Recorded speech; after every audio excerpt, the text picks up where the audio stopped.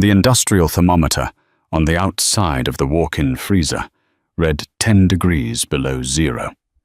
Inside there was no light, only the suffocating scent of raw meat and the bone-chilling cold that freezes tears before they can even fall.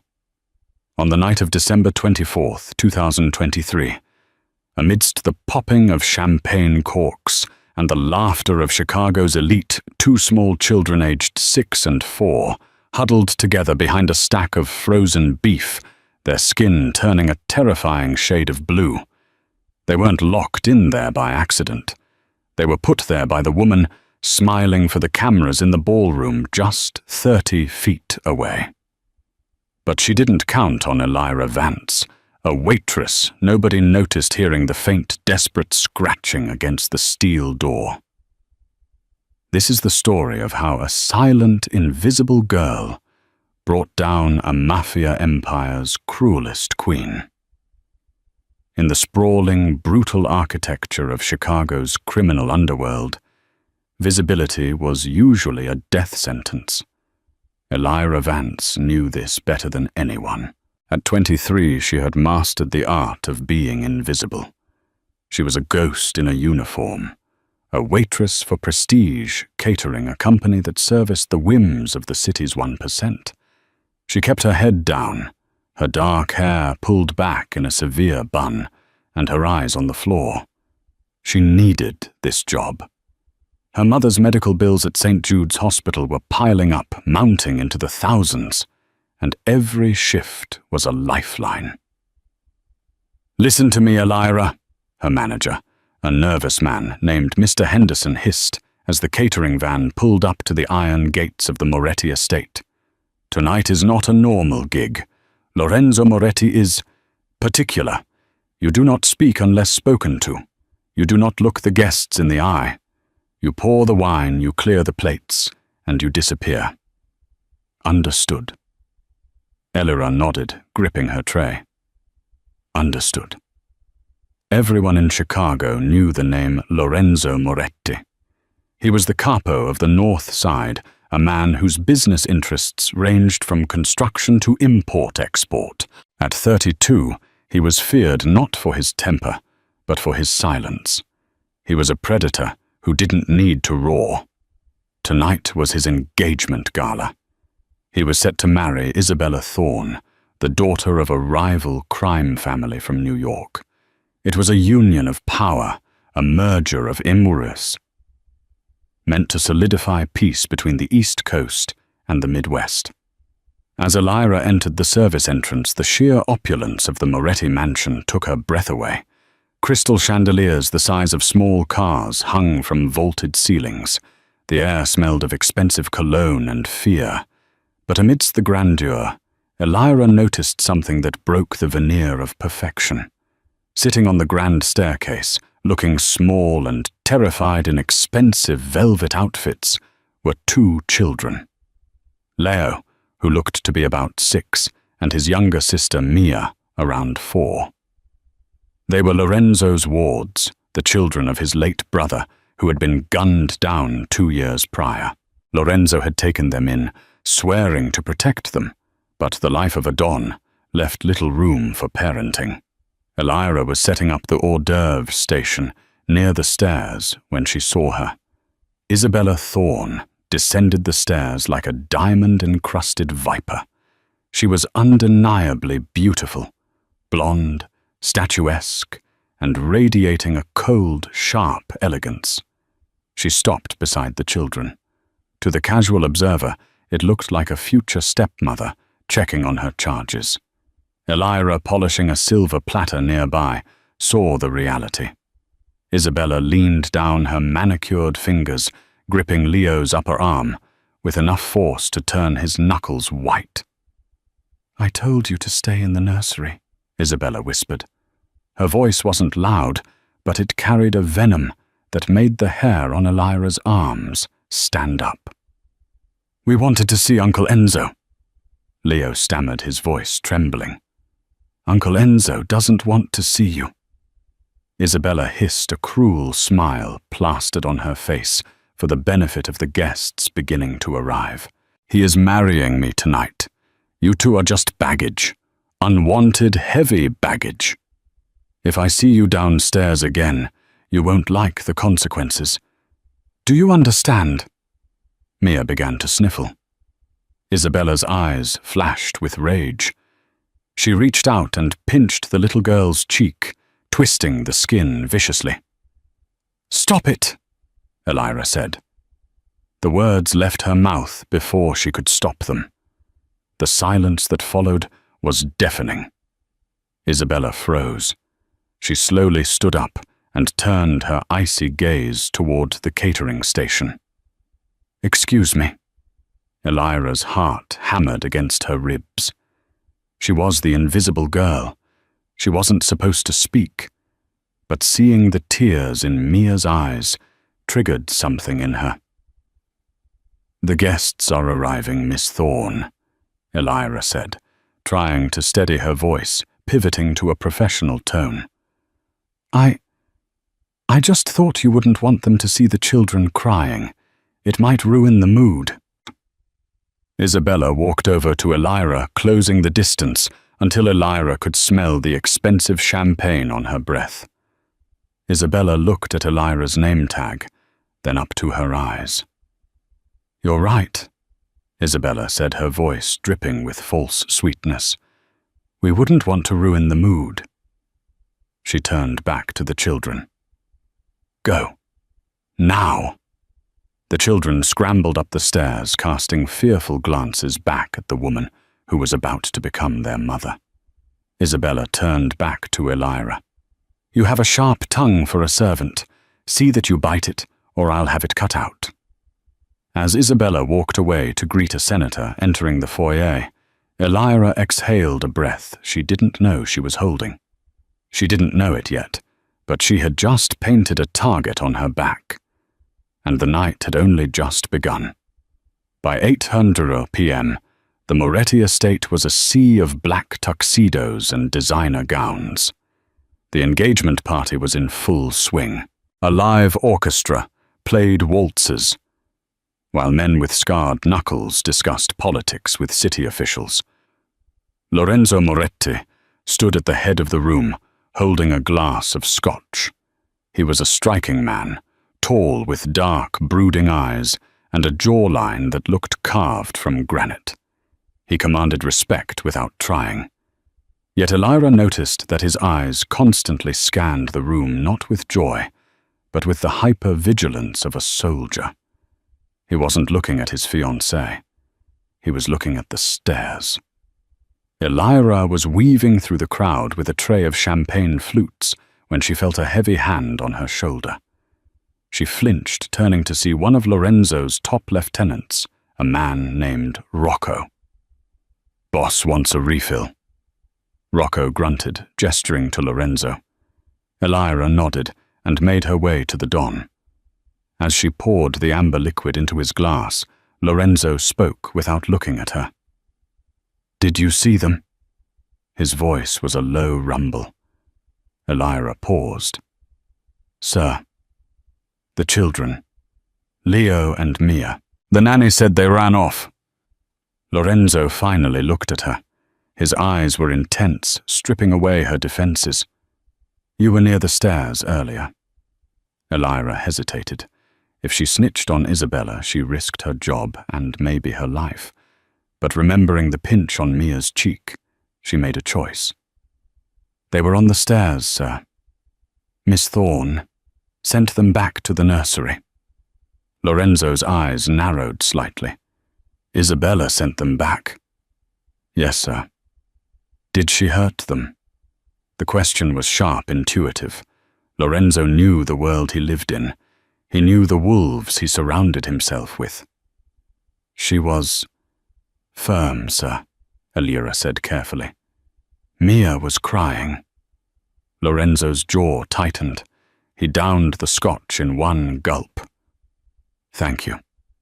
He moved to step away, presumably to check on them. But suddenly the orchestra stopped. A spotlight hit the center of the room. Isabella stood there, microphone in hand, looking like a queen. "Lorenzo, darling," she cooed into the mic, stopping him in his tracks. "Come join me. It's time for the toast." The crowd applauded. Lorenzo looked toward the stairs, then back at Isabella. The obligations of the family business weighed him down like an anchor. He couldn't leave the room during the main toast without insulting the New York delegation. He shot a look at Rocco. "Go check on the kids. Stay with them." Rocco nodded and headed for the stairs. Elira retreated to the kitchen to refill her tray. The kitchen was a chaotic war zone of chefs, shouting orders and waiters rushing in and out. The heavy steel door to the walk-in freezer was located at the far back of the prep area, near the loading dock exit. As Elira stacked dirty plates, she saw the kitchen side door open. Isabella walked in. It was strange. The bride-to-be had no business in the greasy, high-stress environment of the catering kitchen. The chefs were too busy to notice, but Elira froze behind a rack of drying dishes. Isabella wasn't alone. She was dragging Leo and Mia by their wrists. The children were silent, their faces pale with terror.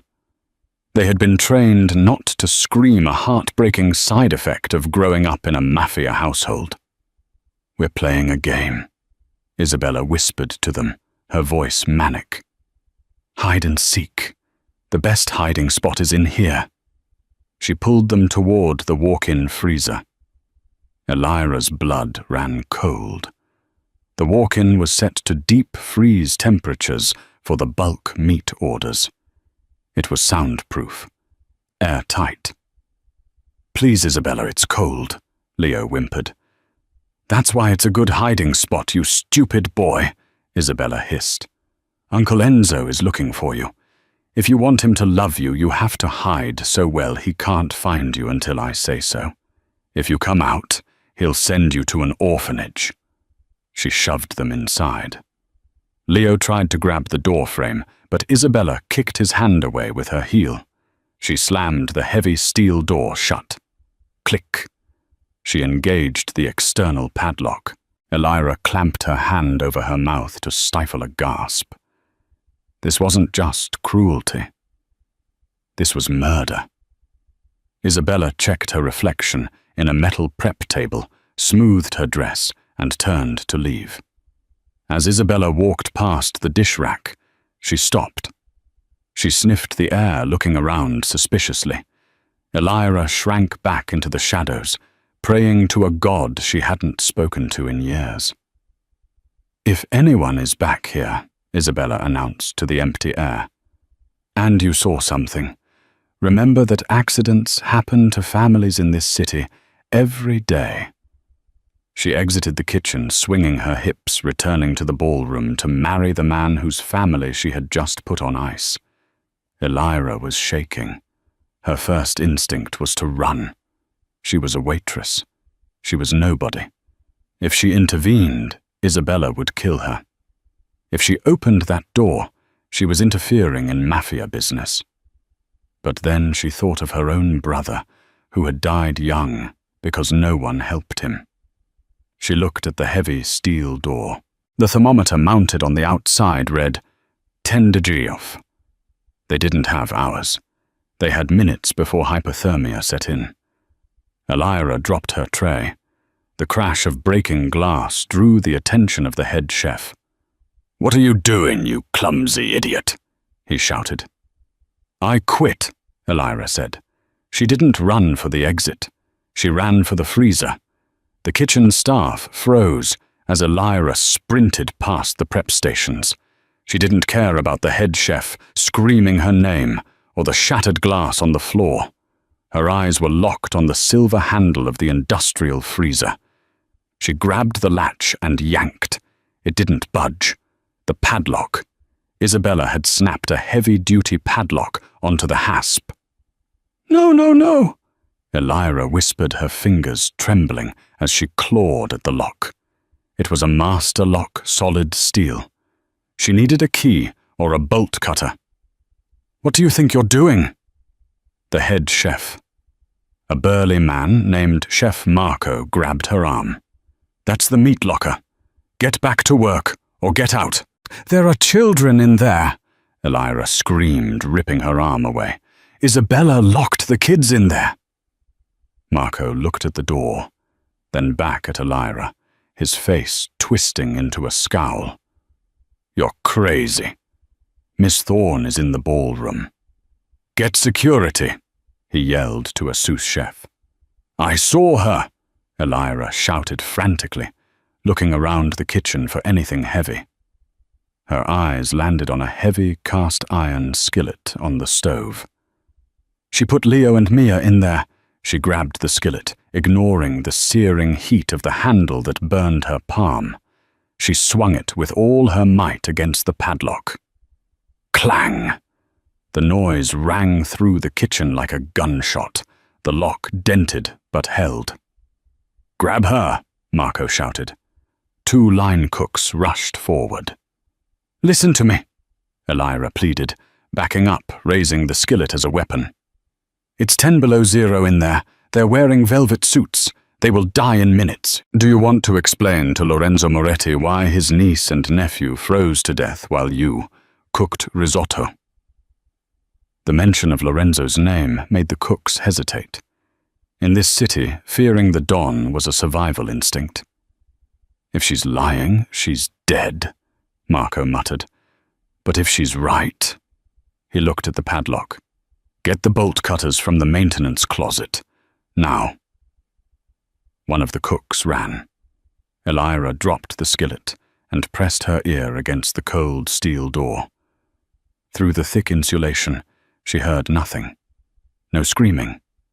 No banging. Leo, Mia, she yelled. Silence. They're not making noise, Elira whispered, panic rising in her throat. Why aren't they making noise? Hypothermia makes you sleepy, Marco said grimly, stepping closer. The hostility was gone, replaced by dread. If they stop moving, it's over. The cook returned with the bolt cutters. Marco snatched them, fitting the jaws around the padlock. With a grunt of exertion, he squeezed. Snap! The lock fell to the floor. Elira didn't wait. She yanked the heavy latch and threw the door open. A cloud of icy vapor rolled out, blinding them for a second. Elira plunged into the fog. Leo, Mia! She found them in the back corner behind a hanging side of beef. They were huddled together on the metal floor. Leo had wrapped his small dinner jacket around his sister, shivering violently. Mia's eyes were closed, her lips a pale blue. Oh, God! Elira gasped. She scooped Mia up into her arms. She felt like a block of ice. Marco, get Leo. They rushed the children out of the freezer and into the warmth of the kitchen.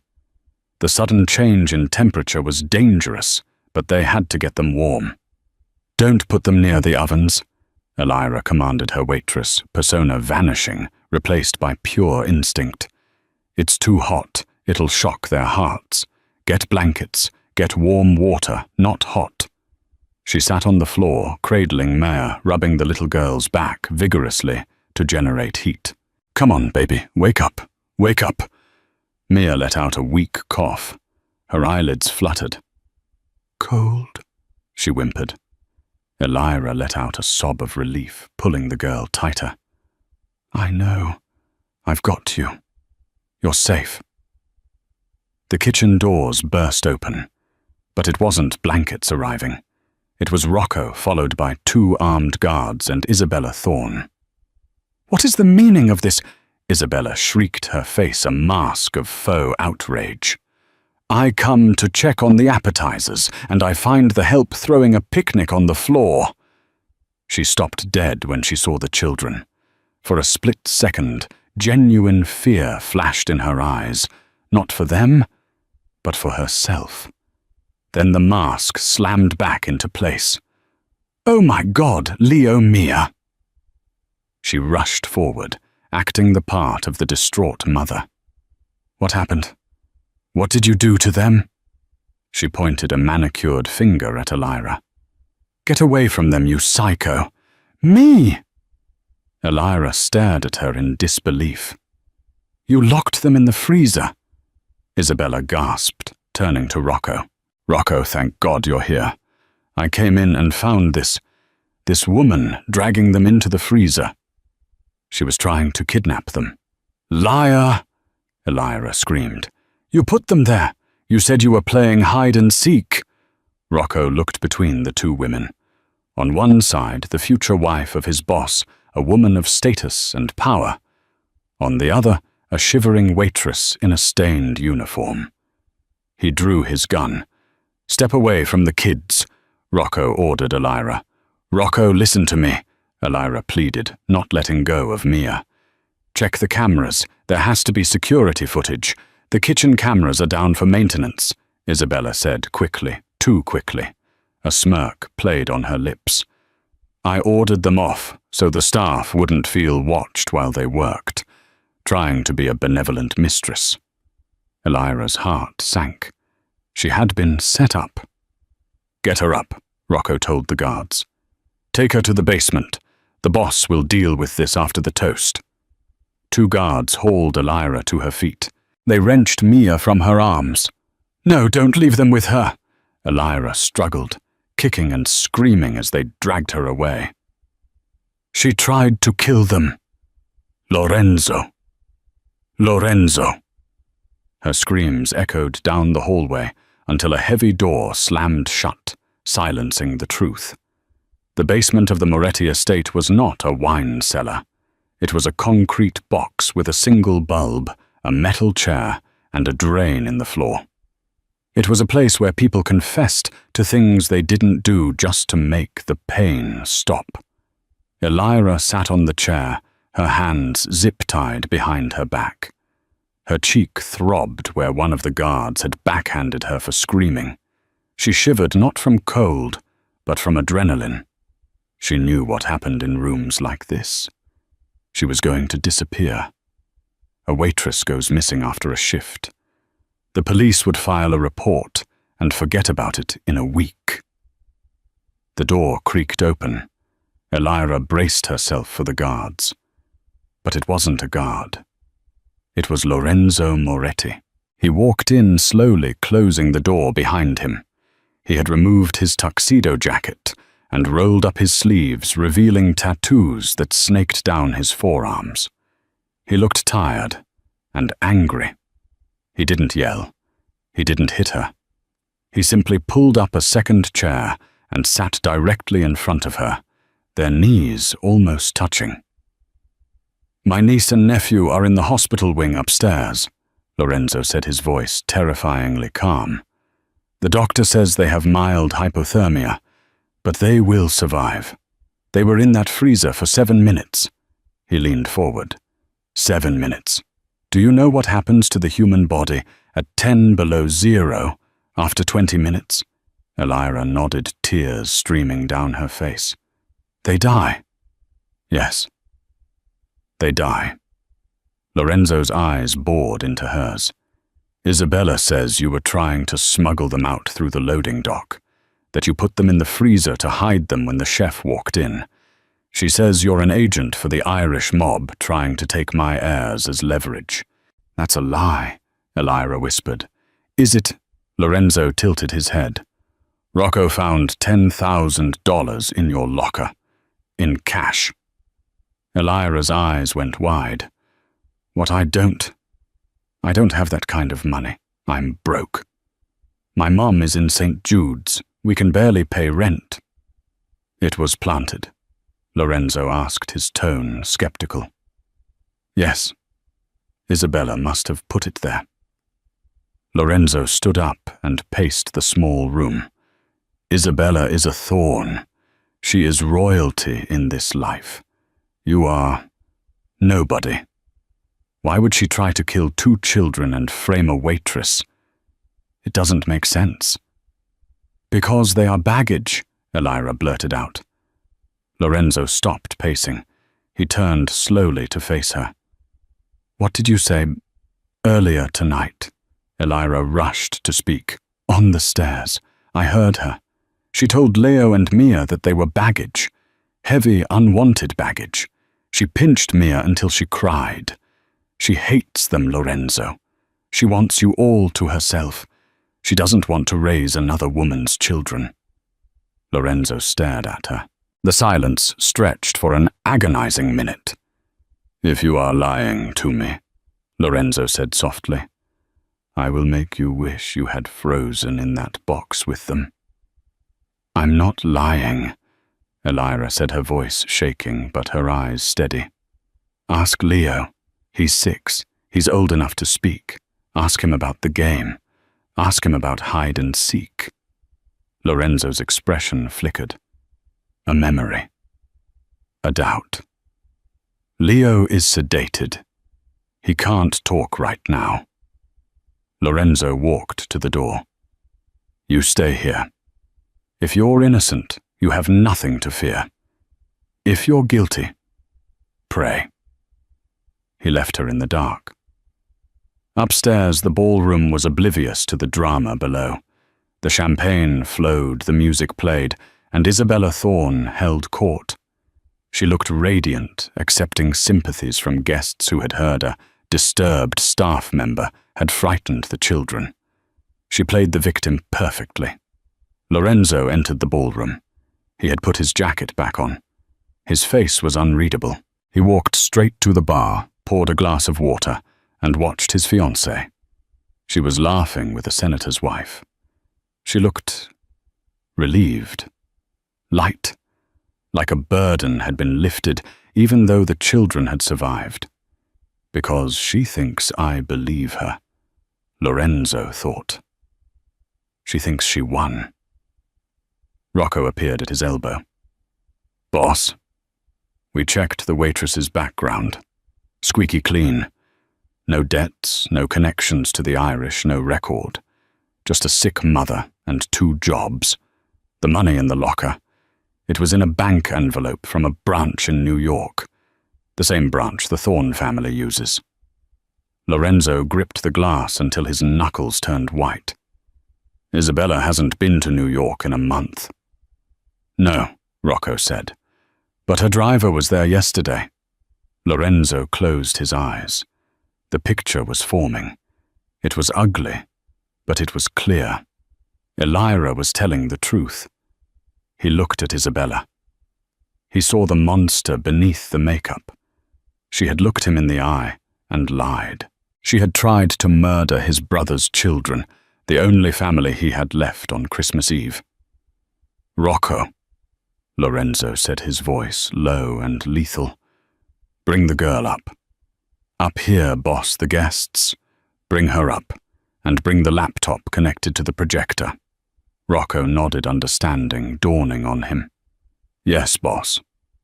10 minutes later, the music stopped. Lorenzo tapped a spoon against his glass. The room went silent. "Friends, family." Lorenzo began stepping onto the small stage. Isabella beamed at him, walking over to stand by his side. She looped her arm through his. "Tonight was supposed to be a celebration of union," Lorenzo said, "a merging of the Moretti and Thorne families. But before we toast, there is a story I need to tell. A story about loyalty." He gestured to the back of the room. The doors opened. 2 guards walked in, escorting Elira. She was still in her dirty uniform, her hair messy, her wrists red from the zip ties. The crowd murmured. Isabella's smile faltered. "Enzo, darling, what is she doing here? This is the crazy woman who—" "Quiet," Lorenzo said. He didn't shout, but the command was absolute. Isabella shut her mouth, her eyes darting around nervously. "This is Elira." Lorenzo introduced her. "Tonight she saved the lives of my nephew and niece. She ran into a freezer at 10 below 0 to pull them out." He turned to Elira. "Come here." Elira walked forward, her legs shaking. She climbed the stairs to the stage. She refused to look at Isabella. "Isabella tells me you tried to kidnap them," Lorenzo said to Elira, loud enough for the microphone to pick up. "She says you are a criminal." "I'm just a waitress," Elira said into the mic. her voice small but clear. I just wanted them to be safe. She's lying, Isabella hissed, dropping the act. Get her out of here. She's ruining everything. Rocco, Lorenzo said. The video. A giant screen descended behind the stage. You said the cameras were down, Isabella, Lorenzo said, turning to his fiancée. And you were right. The security cameras were down. You paid off the security chief to cut the feed. Isabella went pale. But Lorenzo continued, a dark smirk touching his lips. You forgot about the nanny cam. Isabella's eyes widened in horror. What? I put a camera on Leo's jacket button 3 days ago. Lorenzo lied smoothly. He hadn't, of course, but he needed a bluff to break her. Or maybe he had something else. Actually, he had the testimony of the one person Isabella hadn't noticed. The screen flickered to life. It wasn't a nanny cam. It was cell phone footage, detailed, shaky vertical video. The angle was from behind a rack of pots. On the screen, Isabella was visible dragging the 2 children. The audio was crisp. We're playing a game. Hide and seek. The best hiding spot is in here. Please, Isabella, it's cold. That's why it's a good hiding spot, you stupid boy. The crowd gasped. The video showed her shoving them in, locking the door and checking her reflection. It was the sous chef, the young guy Elira had seen earlier. He had been hiding in the pantry, texting when they walked in. He had recorded it because he thought it was weird, then was too scared to come forward until Rocco started asking questions about the bank envelope. Isabella stared at the screen, her mouth open. The silence in the ballroom was absolute. She turned to Lorenzo. Enzo, baby, I was just teaching them a lesson. I wasn't going to leave them. Lorenzo turned to her. The look in his eyes was devoid of humanity. You touched my blood, he whispered. You locked my brother's children in a box to die, and you blamed this girl. He took the microphone. The engagement is off. The room erupted into chaos. Grab her, Lorenzo ordered his guards, pointing at Isabella. No. My father will kill you. You can't do this, Isabella screamed as Rocco grabbed her arms. Your father saw the video, Lorenzo said coldly. I sent it to him 5 minutes ago. He said, do what you have to do. As Isabella was dragged screaming from the ballroom, Lorenzo turned to Elira. The entire room was staring at the waitress. I owe you a debt, Lorenzo said, taking her hand. He kissed her knuckles, a gesture of supreme respect in his world. The Moretti family does not forget. Elira looked at the man who terrified the city. In this moment, he wasn't a monster. He was just an uncle who loved his kids. I just want to go home, Elira said softly. You will, Lorenzo promised, but you won't be going back to that apartment, and you won't be working for tips ever again. The days following the Christmas Eve gala were a blur of headlines and hospitals for Elira Vance. She didn't return to her crumbling apartment in the South Side. Instead, she found herself in a private suite at St. Jude's Hospital, sitting beside her mother's bed. But this wasn't the crowded ward she was used to. This was the VIP wing. There were fresh flowers on the nightstand every morning, and the best specialists in the country were suddenly discussing her mother's treatment plan, as if money were no object. Because it wasn't. Lorenzo Moretti had paid the bill in full. 2 days after the incident, a black town car waited for Elira outside the hospital. Rocco stood by the open door. The boss wants to see you, Rocco said. Elira was driven not to the Moretti estate, but to a high-rise office building downtown overlooking the Chicago River. She was escorted into a boardroom that smelled of mahogany and power. Lorenzo stood by the window looking out at the city covered in snow. He turned when she entered. He looked different in daylight, less like a mythical monster, more like a man carrying the weight of the world. "How is your mother?" he asked. "She's stable." "The doctors say the new medication is working," Elira said, clutching her purse. "Mr. Moretti, I don't know how to thank you. I can work off the debt. I can—" Lorenzo raised a hand, silencing her. "There is no debt. You gave me back my family. Money is paper. Blood is everything." He walked over to the table and slid a contract toward her. "I need a governess," Lorenzo said. "The children, they are traumatized. They don't trust anyone. They don't trust the staff, they don't trust me, and they certainly don't trust any new nannies I hire. But they ask for you." Elira looked at the contract. The salary was more than she would make in 10 years of waitressing. "You want me to live at the estate. I want you to be the one person they know won't hurt them," Lorenzo said. His dark eyes softened. "And I would feel safer knowing you are there. Isabella has been exiled to Europe by her father, but my enemies smell blood in the water. I need people I can trust." Elira signed the paper. 3 months later. Life at the Moretti estate was a strange mix of fairy tale and fortress. Elira became the center of Leo and Mia's world. She read them stories, played hide and seek, though she was careful never to use small spaces, and slowly the light returned to their eyes. But it wasn't just the children who were changing. Lorenzo began coming home earlier.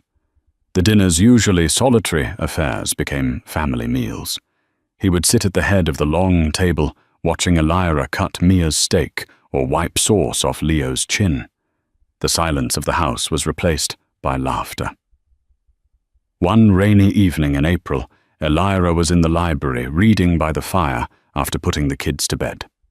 She didn't hear Lorenzo enter until he was standing right beside her. "You look tired," he said gently. Elira jumped, then smiled. "Just a long day. Leo had a nightmare again." "About the freezer?" "Yes. He thought the door was locked." Lorenzo's jaw tightened. "I should have killed her," he muttered. "Sending her away wasn't enough." "Hate won't help Leo," Elira said boldly, reaching out to touch Lorenzo's arm.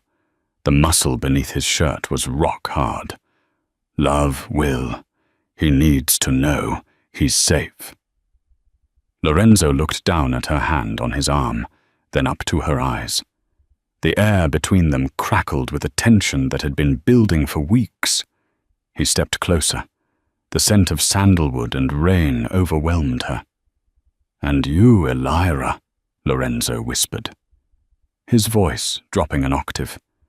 "Do you feel safe? I feel safe with you," she admitted, her breath catching. Lorenzo reached out his rough thumb, tracing the line of her jaw. "I never thought I would want this. A normal life. A quiet house." He leaned in his lips inches from hers. "You make me want to leave the gun at the door." He kissed her. It wasn't the aggressive, demanding kiss of a Mafia don. It was slow, desperate, and filled with a longing that terrified them both. For a moment, the world outside the crime, the violence, the past ceased to exist. But the world outside has a way of breaking in. The next morning, the headlines screamed, "The Mafia Prince and the Cinderella Waiter." Photos of Elira and Lorenzo walking in the park with the children were splashed across the tabloids. The narrative was romantic to the public, but to the underworld, it was a signal. Lorenzo Moretti had a new weakness. And in a villa in the south of France, Isabella Thorne saw the photos.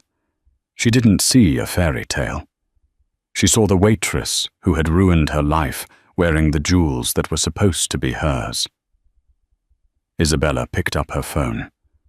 She didn't call her father. She called a number with a Chicago area code, a man known only as the Butcher, a freelance cleaner who had no loyalty to the families, only to the highest bidder. "I don't want her dead," Isabella whispered into the phone, staring at Elira's smiling face on her tablet. "I want her to suffer, and I want Lorenzo to watch." The illusion of peace is a dangerous drug. For 3 months, Elira Vance and Lorenzo Moretti had been drinking it daily. By mid-May, the snow in Chicago had melted, replaced by the vibrant green of spring. The nightmare of the Christmas Eve gala felt like a distant memory, a ghost story told to frightened children. Isabella Thorne was reportedly in a clinic in the Swiss Alps, exiled by her humiliated father. The rival families had backed down, sensing that Lorenzo's alliance with the waitress had made him more unpredictable and therefore more dangerous than ever before. Elira had settled into her role not just as a governess, but as the lady of the house. She no longer wore the stained uniform of prestige catering. She wore silk blouses and tailored trousers, her hair loose and glossy. Yet despite the luxury she remained, the woman who checked the locks twice and kept a small flashlight in her pocket. Old habits of the poor that money couldn't wash away. On the morning of May 14th, the air was crisp and smelled of blooming lilacs. Lorenzo was in the kitchen, a rare sight, sipping espresso while reading a tablet. He looked up as Elira entered, and the hardness in his eyes, usually reserved for his captains, instantly evaporated. "You're going to the Botanic Garden today?" he asked, his voice rough with sleep. "The tulips are in full bloom," Elira said, pouring herself a glass of orange juice. "Leo has a botany project for his tutor, and Mia just wants to run in the grass. It'll be good for them." Lorenzo set his tablet down. He reached out, catching her wrist, gently pulling her closer until she was standing between his knees. "Take extra security. Rocco is coming with you." "Rocco always comes with me," Elira teased, smoothing the hair back from his forehead. "You worry too much. The city is quiet." "The city is never quiet, Elira. It's just holding its breath." He kissed her palm, a gesture so intimate it made her knees weak. "Be back by 5. I have a surprise for you." Elira smiled, unaware that by 5 o'clock her world would be burning. The Chicago Botanic Garden was a sprawling masterpiece of nature, a sanctuary of color north of the city. It was a Tuesday, so the crowds were thin, mostly elderly couples and young mothers pushing strollers. Elira walked through the English-walled garden, holding Mia's hand. Leo was a few paces ahead, taking photos of purple alliums with a disposable camera. Flanking them in a loose triangle were Rocco and 2 other Moretti guards, men in plain clothes, who scanned every passing face with clinical suspicion. For an hour it was perfect. The sun was warm, the bees were buzzing, and the laughter of the children filled the air. They moved toward the Japanese garden, a place of serene bridges and manicured islands. Elira paused on the zigzag bridge, pointing out a large koi fish swimming in the dark water below. "Look, Mia," she whispered. "That one is gold. It's lucky." "Can I catch it?" Mia asked, leaning over the railing. "No, baby, we just look." Elira laughed. The sound of a tire screeching shattered the serenity. It didn't come from the parking lot. It came from the service path, a wide gravel road meant for maintenance vehicles. A matte black cargo van tore through the carefully pruned hedges, sending tourists diving for cover. "Get down!" Rocco roared. The reaction was instantaneous. Rocco shoved Elira and Mia behind a heavy stone lantern. The other 2 guards drew their weapons, but they were too slow. 4 men in tactical gear and balaclavas burst from the van. They didn't shout. They moved with the precision of a hit squad. Automatic gunfire ripped through the garden, shredding the cherry blossoms and sending petals raining down like blood. One of the Moretti guards fell hit in the shoulder. "Take the kids, go!" Rocco screamed, returning fire with his handgun. He stood exposed, a human shield, buying them seconds. Elira grabbed Leo, who was frozen in terror, and scooped Mia into her arms. "Run to the trees. Don't look back." She pushed the children toward a dense thicket of bamboo. She could hear the heavy boots of the attackers crunching on the gravel, getting closer. They weren't shooting to kill anymore. They were closing the net. As the children disappeared into the bamboo, Elira made a split-second decision. If she ran with them, the men would follow. She was the slowest. She was the liability. She stopped. She turned back toward the bridge, standing in plain sight. "Hey!" she screamed, waving her arms. "I'm here! I'm right here!" The lead attacker signaled his team. They ignored the bamboo. They turned toward her. Rocco, bleeding from a graze on his temple, looked at her with horror. Elira, no. She didn't have a weapon. She only had her defiance. As the men rushed her, she locked eyes with the leader. She didn't scream. She didn't beg. She stood tall, just as she had stood against Isabella Thorne in that ballroom. A heavy gloved hand struck her across the face. The world spun. A hood was shoved over her head, plunging her into darkness. Strong hands zip-tied her wrists. "We have the package," a voice growled into a radio. "Leave the kids. We go." She was thrown into the back of the van. The tires spun, spraying gravel, and Elira Vance was gone. She woke up to the smell of gasoline, rotting fish, and old rust. The hood was ripped off her head, and she gasped for air. She was seated in a metal chair, her arms and legs bound with heavy duct tape. The room was cavernous, a derelict boathouse with sunlight piercing through holes in the corrugated metal roof. Below her, through gaps in the rotting floorboards, she could see the dark, oily water of Lake Michigan lapping against the pylons. "Wakey, wakey, Cinderella." The voice was tinny, coming from a laptop set up on a rusted oil drum a few feet away. Elira blinked, her vision clearing. On the screen was Isabella Thorne. But this wasn't the polished, poised heiress of New York. This Isabella looked unraveled. Her blonde hair was disheveled, her eyes manic and rimmed with red. She was holding a glass of wine in one hand and a cigarette in the other. The background behind her was luxurious, a villa in France, but her energy was pure gutter. "Isabella," Elira rasped. Her jaw ached where she had been hit. "Where are the children?" "Oh, shut up about the brats," Isabella spat, taking a drag of her cigarette. "I left them. They're useless to me." I realized something, Elira.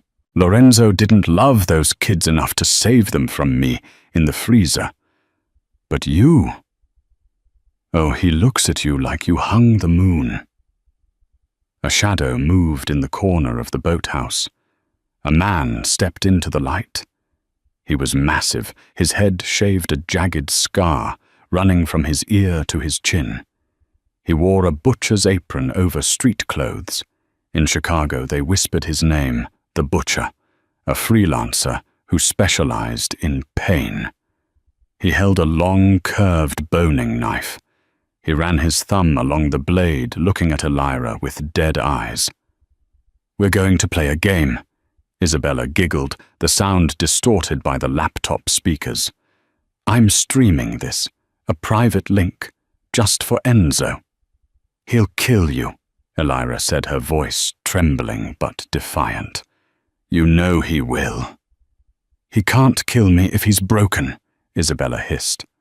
"I want to take from him what he took from me, his future. The butcher is going to carve pretty little patterns into that face of yours. And when Enzo finally finds you, he won't be able to look at you without seeing me." In the penthouse office of Moretti Enterprises, the silence was absolute. Lorenzo Moretti stood by the window staring at the city below. His phone sat on the mahogany desk. It had pinged 2 minutes ago. Rocco, bandaged and pale, stood by the door, shame radiating off him in waves. "Boss, I'm sorry. Quiet," Lorenzo said. He walked to the desk and tapped the screen. The video feed opened. When he saw Elira tied to that chair, bruises forming on her cheek, a sound escaped Lorenzo's throat that wasn't human. It was the low, vibrating growl of a predator that had been pushed too far. "Hello, darling."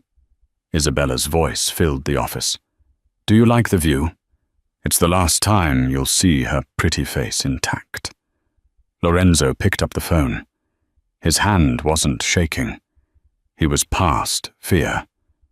He was in a state of cold calculation. "Isabella," he said. His voice was soft, terrifyingly soft. "Listen to me very carefully.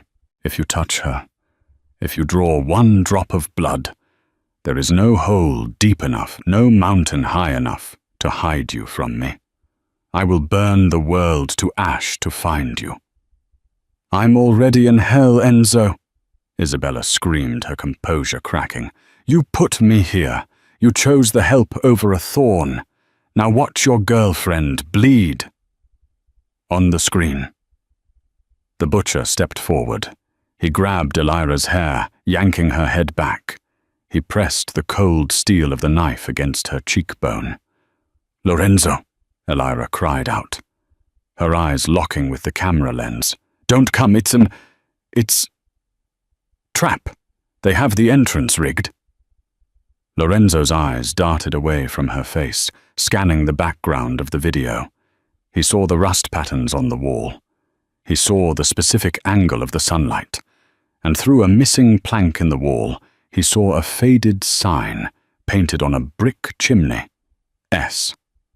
Chicago Foundry. Pier 42. He didn't need a tracker. He owned that pier 5 years ago, before selling it to a shell company. He knew every bolt and beam of that building. "I'm coming for you," Lorenzo whispered. He ended the call. He opened the bottom drawer of his desk. He didn't take out a phone to call the police. He didn't call his army of soldiers. This wasn't business. This was personal. He took out a custom 1911 pistol, 2 spare magazines, and a switchblade. "Rocco," Lorenzo said, walking toward the elevator. "Get the medical team ready. I'm bringing her home." "Boss, let me call the crew," Rocco pleaded, following him. "It's a trap. She said it's rigged." Lorenzo turned at the elevator doors. His eyes were voids. "I know. That's why I'm going alone." The drive to Pier 42 was a blur of speed and precision. Lorenzo drove his black Ferrari like a weapon, weaving through traffic at 130 miles per hour. He didn't feel the steering wheel. He didn't hear the engine. All he could hear was Elira's voice, screaming his name. He reached the industrial district in 11 minutes. He killed the headlights as he approached the pier. Isabella was expecting a convoy. She was expecting SUVs, shouting men a frontal assault. She wasn't expecting one man in a suit walking through the shadows. Lorenzo parked the car a quarter-mile away. He moved through the shipping containers, silent as a ghost. He knew the layout. The main entrance would be rigged with explosives or a kill zone. He went to the side of the boathouse where an old maintenance hatch led to the subfloor. He pried it open with his knife, slipping into the dark, damp crawl space beneath the main floor. Above him he could hear footsteps. He could hear Isabella's voice, screeching from the speakers. "Cut her! Do it now, I want to hear her scream." Lorenzo moved through the water, the muck rising to his knees. He found a gap in the floorboards directly behind where the chair was positioned. He pulled himself up, muscles straining, hanging silently from the beams. In the room above, the butcher was savoring the moment. He traced the knife down Elira's jawline, drawing a thin line of red blood. "Such pretty skin," the butcher grunted. "Shame." Elira squeezed her eyes shut, tears leaking out. "I love you, Enzo," she whispered. Crack. The floorboards behind the butcher exploded upward. Lorenzo Moretti didn't emerge like a man. He emerged like a demon, rising from the underworld. Splintered wood flew through the air. Before the butcher could turn, Lorenzo was on him. He didn't shoot. A gunshot might hit Elira. Lorenzo drove his shoulder into the butcher's kidney, tackling the massive man into a stack of oil drums. The knife clattered across the floor, sliding near Elira's feet. The butcher was strong, but Lorenzo was fueled by a rage that transcended physics. He rained blows down on the hitman, vicious, calculated strikes to the throat, the eyes the solar plexus. The butcher pulled a secondary weapon, a snub-nose revolver from his belt. Elira saw it. "Lorenzo gun!" she screamed. Lorenzo grabbed the butcher's wrist, twisting it with a sickening snap. The gun fired into the ceiling. Lorenzo headbutted the man, the sound of bone on bone echoing through the warehouse. The butcher slumped, dazed. Lorenzo stood up, straightened his suit jacket, and fired 2 controlled shots into the man's chest. The butcher fell back into the dark water below the floor, the splash echoing in the silence. Lorenzo turned to Elira. He holstered his weapon and rushed to her, dropping to his knees. His hands, usually so steady, were shaking as he used his switchblade to slice the duct tape binding her. "Enzo," she sobbed, falling forward into his chest. "I've got you," he breathed, burying his face in her neck, inhaling the scent of gasoline and her perfume. He gripped her tightly as if trying to fuse her body to his. "I've got you. You're safe." From the crate, the laptop was still running. Isabella was staring at the screen, her mouth open, her glass of wine halfway to her lips. She looked small, pathetic. Lorenzo stood up, pulling Elira behind him. He walked over to the laptop. He stared into the camera lens, his eyes cold and dead. "Isabella," he said. Isabella flinched on the screen. You can't." "You missed," Lorenzo said. He picked up the laptop and smashed it onto the concrete floor. He stomped on it, shattering the screen, the webcam, and the last connection Isabella Thorne would ever have to his life. He turned back to Elira, sweeping her up into his arms. "Let's go home," he said. 6 months later. The retribution was swift and silent. Isabella Thorne was never arrested. A week after the incident at Pier 42, the Thorne family empire in New York began to crumble. Accounts were frozen. Evidence of racketeering was anonymously leaked to the FBI. And Isabella herself vanished from the clinic in Switzerland. Rumors swirled that she was living in a convent in South America, or perhaps working as a maid in a country where no one knew her name. The truth was, she had become what she feared most irrelevant. But in Chicago, life was vibrant. It was Christmas Eve again, exactly 1 year since the night in the freezer. The ballroom of the Moretti estate was filled, but the guest list was different. It wasn't just crime bosses and politicians. There were the nurses from St. Jude's Hospital who had cared for Elira's mother. There were the kitchen staff from Prestige Catering standing comfortably with champagne glasses. Elira stood at the top of the grand staircase. She wasn't holding a tray of appetizers. She was holding a bouquet of white winter roses. Her dress was a masterpiece of lace and silk long sleeves covering the faint scars on her wrists from the zip ties. She looked down to see Leo standing tall in a tuxedo, holding a velvet pillow with 2 rings. Beside him, Mia was throwing flower petals with enthusiastic abandon. And at the end of the aisle, standing in front of the fireplace, was Lorenzo. He wasn't looking at the exits. He wasn't scanning for threats. For the first time in his life, his guard was completely down. He was looking at her with an expression of such open, unguarded adoration that the guests hushed in reverence. Elira descended the stairs. Each step was a victory. She thought of the cold darkness of the freezer. She thought of the fear. She thought of the invisible girl she used to be.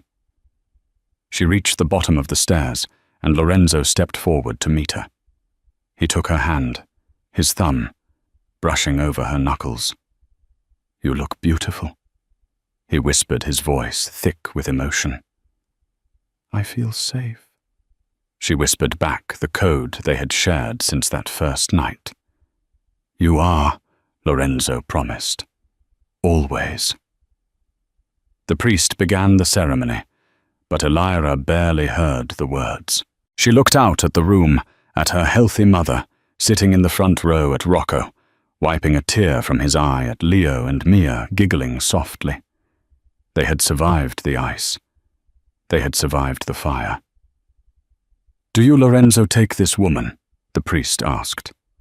Lorenzo squeezed her hand. "With every breath I have." "And do you, Elira?" She looked at the Mafia boss, who had burned down the world to save her. "I do," she said. As they kissed, the applause thundered through the mansion louder than any gun, warmer than any fire.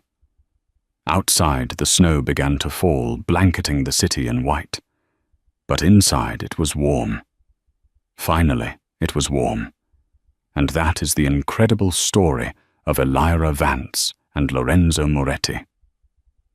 From the freezing darkness of a walk-in freezer to the warmth of a love that defied the Mafia underworld, they proved that sometimes the most powerful person in the room isn't the one with the gun. It's the one with the heart to save the innocent. If this story gave you chills, make sure to hit that like button. It really helps the channel. And if you want more dramatic stories of justice, romance, and secrets exposed, subscribe and ring the bell so you never miss an upload. What would you have done if you were Elira? Would you have risked your life to open that door? Let me know in the comments below. Thanks for watching, and I'll see you in the next story.